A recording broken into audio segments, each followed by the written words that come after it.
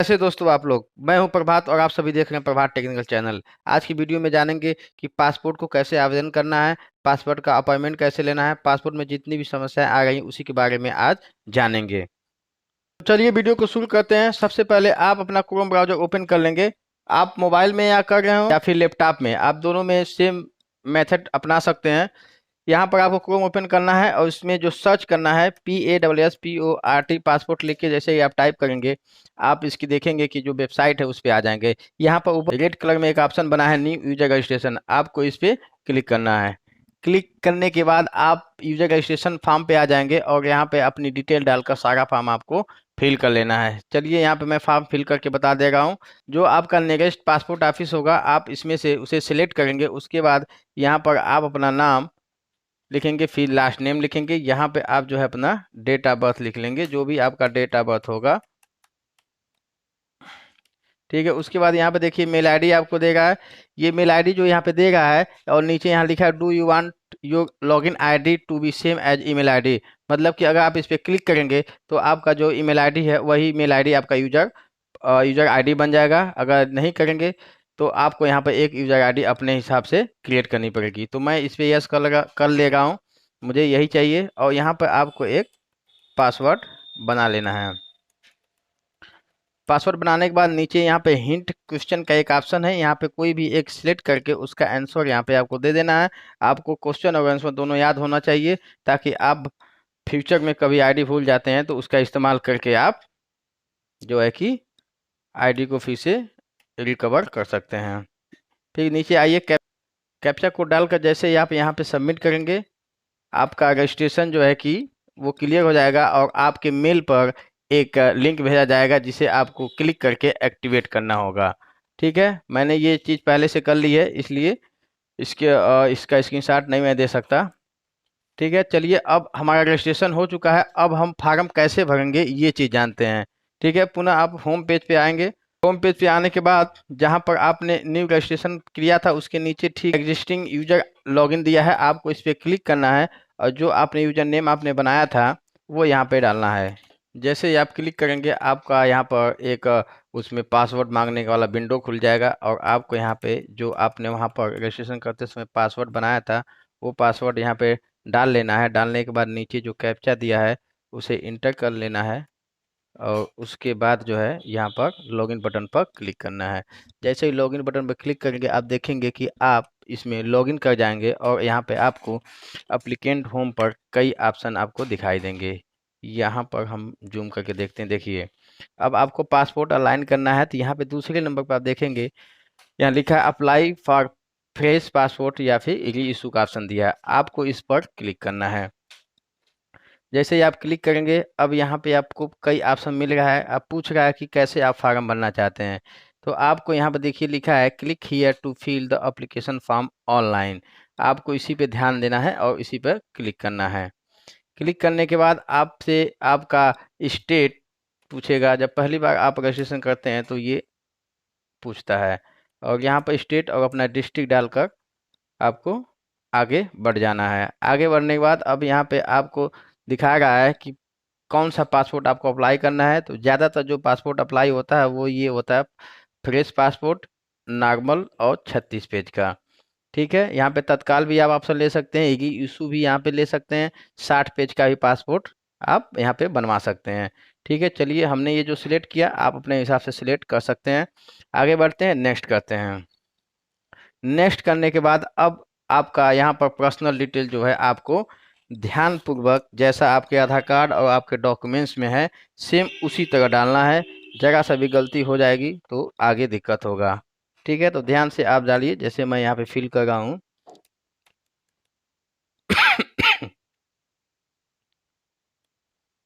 ठीक है, यहाँ पे नाम हमने डाल दिया। ठीक है, आपको यहाँ पे जेंडर सिलेक्ट करना है। जेंडर सिलेक्ट करने के बाद ये दोनों ऑप्शन जो है नो कर देना है। वैसे आप पढ़ लीजिएगा, अगर आपके काम का होगा तो आप ले सकते हैं। यहाँ पे फिक्स डेट ऑफ बर्थ आप डालिए। डेट ऑफ बर्थ डालने के बाद पूछ रहा है कि use your place birth out of India.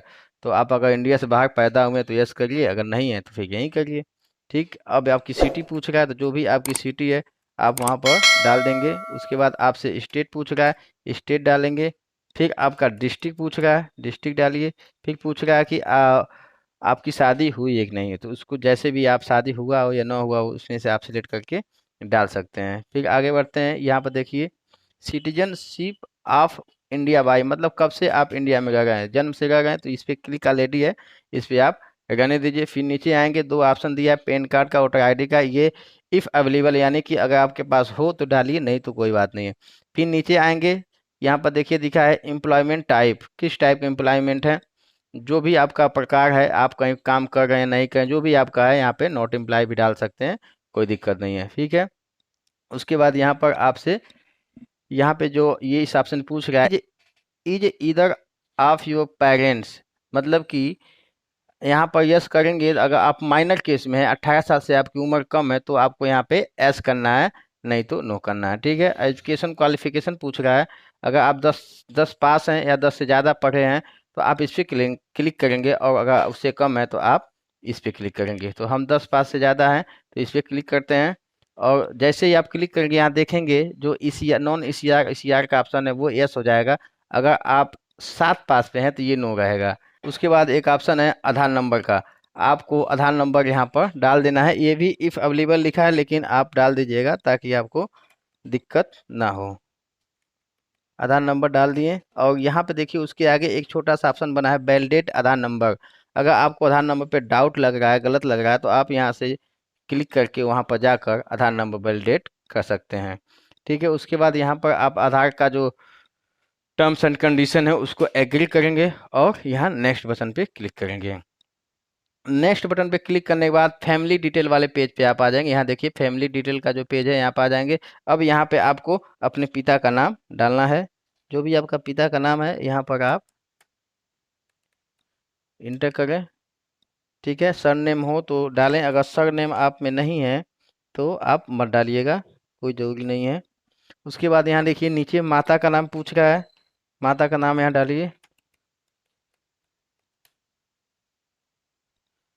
आप अपने 10 की मार्कशीट के हिसाब से माता का नाम आपको यहाँ पर डालना है, एक अक्षर भी उसमें गलत नहीं होना चाहिए, जो सेम मार्कशीट में है वही आपको यहाँ पर डालना है, ठीक है। यहाँ पर लीगल गार्जियन पूछ रहा है, तो आप इसमें गार्जियन का नाम डाल सकते हैं, नहीं तो इसे कोई ज़रूरी नहीं होता है, ये इसको आप स्किप कर सकते हैं, ठीक है। हम नेक्स्ट करते हैं।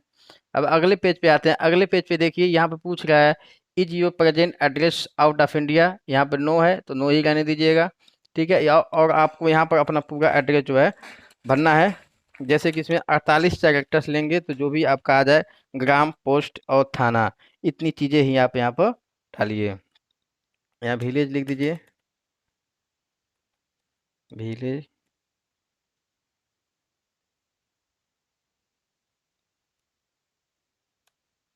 पोस्ट और थाना लिख दीजिए, ठीक है। इतने में आपका ये जो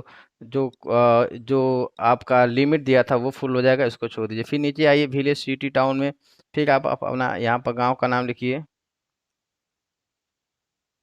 गांव का नाम लिखने के बाद आपका स्टेट सिलेक्ट है, डिस्ट्रिक्ट सिलेक्ट है, फिर आपसे पुलिस स्टेशन पूछेगा, आपका जो भी पुलिस स्टेशन है आप यहाँ पे इंटर करें। उसके बाद नीचे आप अपना पिन कोड डालिए, पिन कोड डालने के बाद आप जो है अपना मोबाइल नंबर यहाँ पर इंटर करेंगे, ठीक है। उसके बाद यहाँ पर ईमेल आईडी, ईमेल आईडी डालना आपको कंपलसरी है,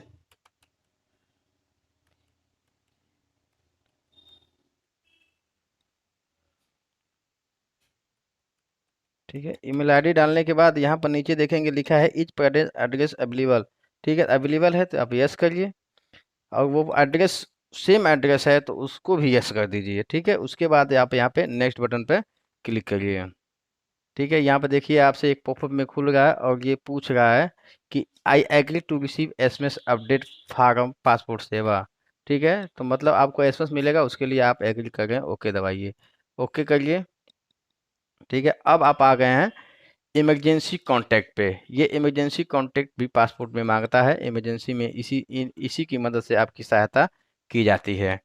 तो आपको अपना नाम और पता पूरा यहाँ पर फिल करना है, पूरा, ठीक है। AKASSAGAS, हम यहाँ पर पूरा नाम पता फिल कर रहे हैं,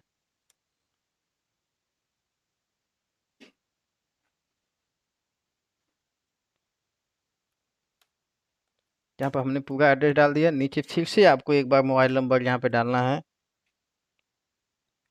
मोबाइल नंबर डालने के बाद यहाँ पर दो चीज़, टेलीफोन और ईमेल आईडी पूछ रहा है, लेकिन ये कंपलसरी नहीं है, इसको आप स्किप करिए। नेक्स्ट करके आगे बढ़ते हैं। आगे बढ़ने के बाद आप देखेंगे यहाँ पर 3-4 ऑप्शन है, जो कि आपसे आपके यहाँ पर लिखा है हैव यू ईवर हेल्ड या होल्ड एनी आइडेंटिटी सर्टिफिकेट। मतलब आपका कोई आईडी या कोई प्रूफ जो है कहीं होल्ड है, किसी सरकारी दफ्तर में है, तो यहाँ पे यस करिए, नहीं तो नो करिए। तो ये नो ही रहेगा। फिर पूछ रहा है detail of the previous current diplomatic official passport. अगर आप कोई पासपोर्ट आप मतलब बनवाए हैं तो उसका डिटेल यहाँ पर दे दीजिए। डिटेल अवेलेबल है तो यस करिए, नहीं अवेलेबल है, अगर अवेलेबल रहेगा तो जैसे ही आप इस पर क्लिक करेंगे ये ऑप्शन खुल जाएगा, यहाँ पे उस पासपोर्ट का डिटेल आपको देना पड़ेगा। तो यहाँ पर आपका दूसरा ऑप्शन है detail not available, never held diplomatic official passport. ठीक है, तो इसे नो करिए। और फिर पूछ रहा है कि have you ईवर applied for the passport but not issue. मतलब कि ये पूछ रहा है कि इसके पहले आपने पासपोर्ट कभी अप्लाई किया है और वो बना नहीं है, तो ऐसा नहीं है तो इसको नो करिए। अगर आपने कभी अप्लाई किया है, अगर वो बना नहीं, तो उसकी फाइल नंबर और डेट ऑफ अप्लाई और नेम ऑफ पासपोर्ट ऑफिस जहाँ के लिए आपने अप्लाई किया था वो डिटेल आपको देनी पड़ेगी। ठीक है, तो यहाँ पे नो करिए, फिर नेक्स्ट करेंगे। नेक्स्ट करने के बाद आप देखेंगे यहाँ पे जितने भी ये लिखे हैं अदर डिटेल में जितने भी ऑप्शन दिए हैं, इसे आप ध्यान से पढ़ सकते हैं। इसमें सारे के सारे ऑप्शन को नो करना रहता है। आप सारे ऑप्शन को नो क्लिक करिए। आप इसे ध्यान से पढ़ सकते हैं और इसे समझ सकते हैं। नो करने के बाद यहाँ पर आप नेक्स्ट करिए। नेक्स्ट करने के बाद आप देखेंगे कि पासपोर्ट का जो एक पेज होता है, जो लास्ट और फर्स्ट पेज होता है, वो आपको यहाँ पे दिखाई देगा कि किस प्रकार आपके पासपोर्ट पर आपका नाम, पता, डेट ऑफ बर्थ, माता का नाम, पिता का नाम, एड्रेस प्रिंट होकर आएगा। वो चीज़ यहाँ पे आपको सेम दिखाई देगी। ये आप चेक करके फिर आप नेक्स्ट करेंगे। और नेक्स्ट करने के बाद यहाँ से आपको प्रूफ ऑफ बर्थ सिलेक्ट करना है। जो भी आपके पास है आप आधार कार्ड सिलेक्ट कर दीजिए। ओके, फिर दूसरे वाले में प्रूफ ऑफ एड्रेस में भी आप आधार कार्ड सिलेक्ट कर सकते हैं। और उसके बाद नीचे आएंगे और यहाँ पर एग्री बटन पर क्लिक करेंगे। और क्लिक करने के बाद चाहे का नाम, डिस्ट्रिक्ट का नाम आप डालकर और यहाँ पर सेव माय डिटेल पे क्लिक करना है। जब सेव माय डिटेल पे आप क्लिक करेंगे तो जितनी भी चीज़ें आप भरे रहेंगे, यहाँ पे देखिए जो चीज़ें आप भरे हैं यहाँ पे लिखा है your application has been saved successfully. मतलब जो डिटेल आपने भरी हैं वो डिटेल आपकी यहाँ पर सेव हो गई है। तो अभी क्या है कि पासपोर्ट जब आप भर लेते हैं तो उसको एक बार चेक करने के लिए आपको प्रीव्यू एप्लीकेशन फॉर्म पे जाना है और यहाँ से उसका एक प्रिंट आउट जो है ले लेना है। आप अगर मोबाइल से कर रहे हैं तो इसका यहाँ पर ऑप्शन पीडीएफ का है, वहाँ पे डाउनलोड कर लीजिए।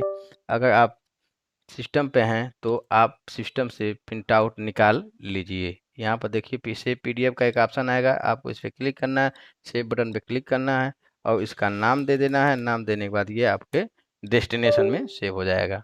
ठीक है, अब ये सेव हो गया। अब आपको यहाँ पर इसे क्लोज कर देना है। क्लोज करने के बाद जो आप फॉर्म आपने डाउनलोड किया था इसको ओपन करना है और ध्यानपूर्वक अपने डॉक्यूमेंट से इसे मैच करना है कि कहीं त्रुटि तो नहीं है। अगर त्रुटि भी रहेगी तो आपको उसे दोबारा से जाकर आप सही कर सकते हैं।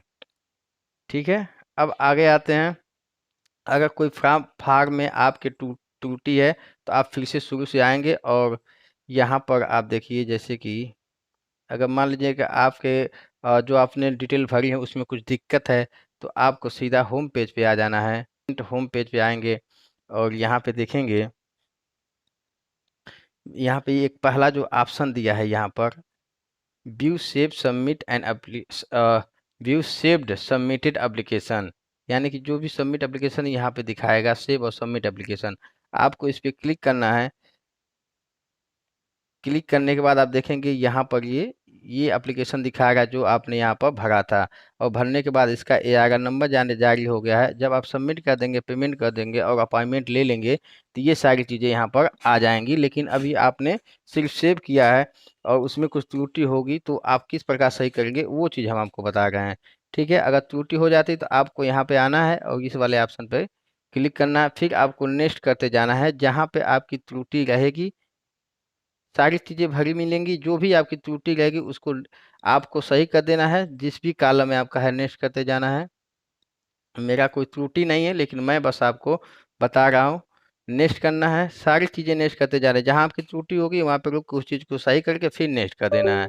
नेक्स्ट कर देने के बाद आप जब लास्ट में आ जाएंगे तो फिर यहाँ पे आप फॉर्म को सबमिट करेंगे। हम फॉर्म सबमिट कर लेंगे। सबमिट करने के बाद फिर हम होम पेज पे आ जाएंगे। अब जानते हैं कि फॉर्म का पेमेंट और अपॉइंटमेंट कैसे करना है।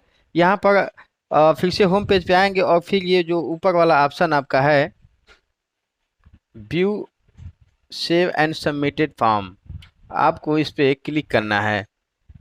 क्लिक करने के बाद आप देखेंगे कि जो भी फार्म आप सबमिट किए हुए हैं यहाँ पे लास्ट में देखिए सबमिशन डेट दिखाई दे रहा है। तो यहाँ पर जो फार्म आप सबमिट किए हुए हैं वो सबमिशन डेट यहाँ दिखाई दे रहा है। अब उसका आपको पेमेंट और अपॉइंटमेंट कैसे लेना है, ठीक है। यहाँ पे देखिए, यहाँ पर जो फार्म है इसके आगे एक छोटी सी बिंदी बनी हुई है, एक छोटा सा सर्कल बना हुआ है। आप देखिए यहाँ पर ये छोटा सा सर्कल है, आपको इस पर क्लिक करना है। जैसे ही आप इस पर क्लिक करेंगे और नीचे देखेंगे कि जो इसके नीचे कुछ ऑप्शन है यहाँ पर ये सारे इनेबल हो जाएंगे। और यहाँ पे देखिए ये जो ऑप्शन दिखाएगा पेमेंट एंड अपॉइंटमेंट, आपको इस पर क्लिक करना है। इस पर क्लिक करने के बाद ठीक नीचे थोड़ा सा आएंगे तो यहाँ पे देखेंगे पे शेड्यूल एंड अपॉइंटमेंट। यहाँ पर पे एंड शेड्यूल अपॉइंटमेंट, आपको इस पर क्लिक करना है। इस पे जब आप क्लिक करेंगे तो आप इसके चॉइस पेमेंट मोड पे आ जाएंगे, जहां से आपको तय करना है कि आप कैसे पेमेंट करना चाहते हैं। यहाँ पर एसबीआई चालान के माध्यम से ब्रांच में जाकर आप कर सकते हैं, या फिर ऑनलाइन पहला जो वाला ऑप्शन है इससे आप पेमेंट कर सकते हैं। Credit card, debit card, UPI कई माध्यम आपके यहाँ पर हैं, आप इसे कर सकते हैं। चलिए हम इस पर क्लिक करते हैं। क्लिक करके नेक्स्ट दबाते हैं। नेक्स्ट करने के बाद यहाँ पर आपकी जो डिटेल होगी वो थोड़ी सी यहाँ पे नाम, डेट ऑफ बर्थ ये आपको दिखाएगा और फिर यहाँ पे आपको नेक्स्ट कर देना है। नेक्स्ट करने के बाद आपको यहाँ पर थोड़ा सा स्क्रॉल डाउन जब आप करेंगे तो यहाँ देखिए आपका लोकेशन दिखाएगा और यहाँ पे आपको जिस पासपोर्ट ऑफिस पे आपको जाना है वहाँ पे वो जो पासपोर्ट सेवा केंद्र है उसको आपको यहाँ पे क्लिक कर लेना है। क्लिक करने के बाद नीचे जो कैप्चा कोड है उसको यहाँ पर भर लेना है। अगेन मतलब ये कह रहा है कि अगर आप एक बार पेमेंट कर देंगे तो वो पेमेंट जैसे रिफंड नहीं होगा। अगर आप पेमेंट एक बार कर देते हैं तो दोबारा आप इसका पेमेंट मत करिए। Please complete your transaction with in 5 minute. अब ये कह रहा है कि इस ट्रांजेक्शन को आप 5 मिनट के अंदर पूरा करिए, ठीक है। यहाँ पर हम एक डेट ले लेंगे जिस डेट में आपको वहाँ पर जाना है। तो यहाँ पे देखिए जो रेड कलर का है वो खाली नहीं है, वो छुट्टी का है, और जो डार्क है वो अवेलेबल नहीं है, और जो ग्रीन है वो अवेलेबल है। तो आपको जो डेट आपको लगे वो आप यहाँ से ले सकते हैं। यहाँ पे डेट सेलेक्ट करने के बाद पे एंड बुक अपॉइंटमेंट पे क्लिक करेंगे। क्लिक करने के बाद आप देखेंगे कि आप इसके पेमेंट पेज पर आ जाएंगे और अब आपको यहाँ पर जो भी आपके पास सुविधा उपलब्ध हो उसके माध्यम से आपको यहाँ पेमेंट कर सकते हैं। यहाँ यूपीआई का दिया है, सबसे सरल माध्यम है, सबके पास अवेलेबल होता है, यहाँ पे क्लिक करके कर सकते हैं, ठीक है। तो चलिए हम यूपीआई माध्यम से नहीं, मैं नेट बैंकिंग माध्यम से करके दिखा रहा हूँ। आप यूपीआई से कर सकते हैं। यूपीआई को जैसे ही खोलेंगे उसमें बार कोड दिखाई देगा, ठीक है। नेट बैंकिंग में हम अपना इंटरनेट बैंकिंग का आईडी पासवर्ड डालेंगे।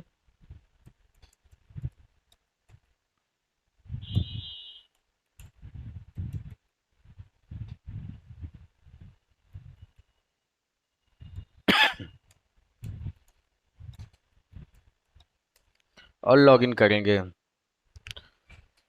लॉगिन करने के बाद यहाँ पर आपका इंटरनेट बैंकिंग आपको एक ओटीपी भेजेगा, जो आपको यहाँ पर ट्रांजैक्शन ओटीपी होता है उसे डालकर यहाँ पे सबमिट करना होगा, ठीक है। ओटीपी हमारा आ चुका है, यहाँ पर ओटीपी हम डाल रहे हैं और डालने के बाद यहाँ पर नीचे कंफर्म करेंगे। कंफर्म करने के बाद देखिए आपका यहाँ पर पेमेंट सक्सेसफुल दिखाएगा, सक्सेसफुल हो गया है। अब यहाँ पर ये 10 सेकेंड में ये पेज फिर से आपका बैक हो जाएगा, ठीक है। पेज देखिए बैक हो गया है और ये आपको लॉग आउट कर दिया है, यानी कि आप फिर से लॉग आउट हो गए हैं। अब यहाँ समस्या आती है कि जब ये पैसा कट जाने के बाद और पेज लॉग आउट हो जाता है तो दिक्कत होती है कि पैसा कट गया लेकिन पेमेंट क्लियर नहीं हुआ। तो अब ये भी जान लेते हैं कि अगर पेमेंट आपका क्लियर नहीं हुआ है तो उसको कैसे क्लियर करना है। चलिए फिर से हम अपनी आईडी को लॉगिन करेंगे। आईडी को हम फिर से लॉगिन करेंगे। लॉगिन करने के बाद फिर उसी होम पेज पे जाएंगे और व्यू सेव सबमिटेड एप्लीकेशन में जाएंगे और उसके बाद जिसका आपने पेमेंट किया था उस पर देखेंगे ऊपर तो यहाँ पर लिखा है पेमेंट स्टेटस में इंडिकेटेड हो रहा है ये पेमेंट, मतलब कि आप इसे स्टेटस क्लियर कर लीजिए चेक करके। ठीक है, चलिए इसका स्टेटस चेक करते हैं। आगे वाले पे सिलेक्ट करते हैं इसे। अब सिलेक्ट करने के बाद यहाँ पेमेंट एंड शेड्यूल पे जब आप क्लिक करेंगे, पेमेंट एंड शेड्यूल पे, तो यहाँ देखिए नीचे छोटा सा एक बटन बना हुआ है ट्रैक पेमेंट स्टेटस। आपको इस पर फिर से क्लिक करना है। पे ट्रैक पेमेंट स्टेटस पे क्लिक करेंगे तो यहाँ पर देखिए एक छोटा सा यहाँ पर पेंडिंग दिखा रहा है, लेकिन उसके आगे लिखा है click here to reverify your payment. आपको दोबारा पैसा नहीं कटवाना है, आपको ये इस तरीके से यहाँ आकर उसको चेक कर लेना है कि आपका पैसा सक्सेस हुआ है कि नहीं हुआ है। ठीक है, अब इसको क्लिक किए। अब देखिए यहाँ पर जैसे ही आप क्लिक किए हैं तो यहाँ पे पूरा डिटेल दिखा दिया और सबसे नीचे लास्ट में दिखा देगा पेमेंट आपका सक्सेसफुल हो गया है, यानी कि पैसा कट गया है। अब यहाँ पर एक चीज फंस रहा है कि पैसा कट गया है लेकिन अभी अपॉइंटमेंट बुक नहीं हुआ है। तो आपका पैसा तो कट गया लेकिन आपका जो डेट डाल के अपॉइंटमेंट बुक किए थे वो आपका अभी बुक नहीं हुआ। तो उसके लिए आपको क्या करना है, फिर से आपको इसी पे आना है व्यू सेव सबमिटेड फॉर्म पे और फिर उसके आगे क्लिक करना है और फिर से पेमेंट एंड अपॉइंटमेंट पे क्लिक करना है और पे एंड शेड्यूल अपॉइंटमेंट पे क्लिक करके आपको यहाँ पे फिर डिटेल आएगा, नेक्स्ट करना है। इस बार जब नेक्स्ट करेंगे तो पैसा आपका ऑलरेडी कटा हुआ है। यहाँ पे आप पासपोर्ट सेवा केंद्र सिलेक्ट करेंगे, कैप्चा कोड यहाँ पर आप डालेंगे। कैप्चा कोड डालने के बाद नेक्स्ट करेंगे और नेक्स्ट करने के बाद यहाँ पर आपको डेट दिखाई देगा, फिर से उस डेट को सिलेक्ट कर लेना है और बुक अपॉइंटमेंट पे क्लिक करना है। यहाँ पे ध्यान देंगे कि बुक अपॉइंटमेंट पे क्लिक करेंगे तो अब ये पैसा नहीं कटेगा क्योंकि ऑलरेडी आपका पैसा कट चुका है। ठीक है, बुक अपॉइंटमेंट पे जैसे ही आप क्लिक करेंगे, क्लिक करने के बाद जो है आप देखेंगे कि आपका appointment has been booked successfully और अपॉइंटमेंट नंबर आपका एक यहाँ पर जारी हो गया है। ठीक है, अब इसकी आप यहाँ पर स्लिप ले सकते हैं। स्लिप लेने के बाद आप जो है यहाँ पर स्लिप ले लीजिए और उसको प्रिंट आउट कर लीजिए या